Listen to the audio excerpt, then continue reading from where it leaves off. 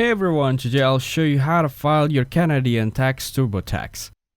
First, set up a CRA My Account. Setting up a CRA My Account will let you download your income slips, RRSP and tuition receipts, and other important documents.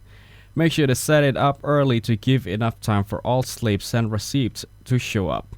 Having this information ready will make filing your return faster and easier. Next, file your taxes using a free net file certified tax software like TurboTax. The CRA only allows certified software to file taxes online. Using certified software like TurboTax keeps your information safe and secure. The CRA checks every software company very carefully before it allows them to file taxes. Using TurboTax helps you file your return with accuracy and privacy. You should also use the CRA's autofill My Return service. It lets you automatically pull your information from your CRA account into your tax return. This saves a lot of time and avoid mistakes while filling forms manually. Now, gather all your important paperwork ahead of time.